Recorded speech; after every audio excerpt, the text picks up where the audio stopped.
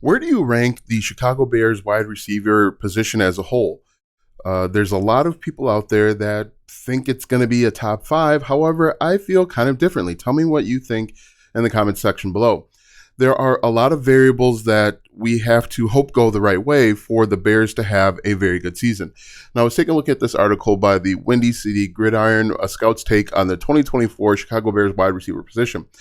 Personally, I don't think that the Bears wide receiver group is top 3 in the division, in the NFC North, let alone a top 10 across all of football. Now, the reason why I believe that is there's, like I said, too many variables.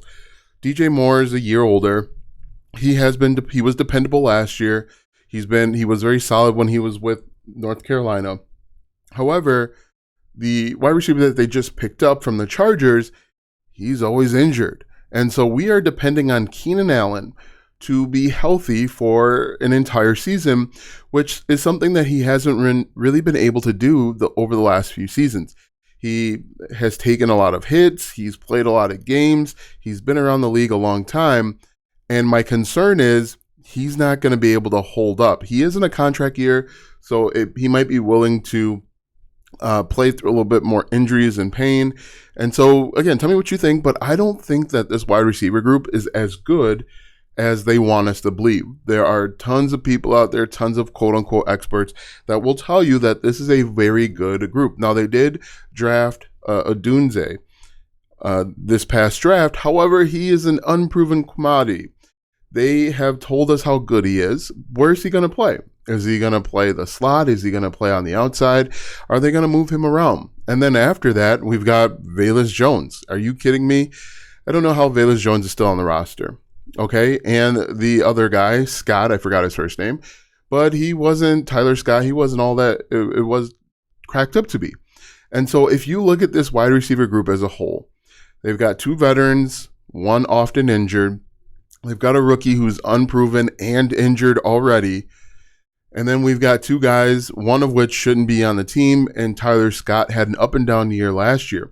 My personal opinion, and I'm a Bears fan, I don't know that they have a better wide receiver group than the Green Bay Packers or a better wide receiver group than the Minnesota Vikings. It might be neck and neck. I certainly think that the wide receiver group out in Detroit is very solid as well. So it's hard to say that with 100% certainty that this team has a very, very good wide receiver group. They're going to need a good wide receiver group in order to compete. Their defense is good, or we believe they're going to be good again this year. The quarterback, we don't really know anything about. He was a can't-miss prospect, but you don't know until they show up. Ryan Leaf was a can't-miss prospect.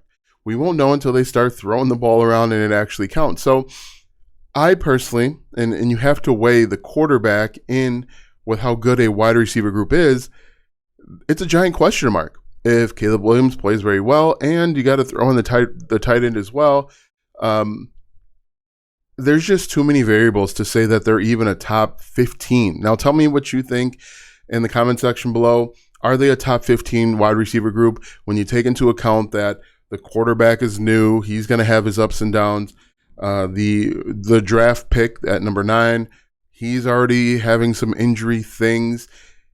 Keenan Allen is going to probably go down at some point throughout the season. I'm not a huge fan of the tight end.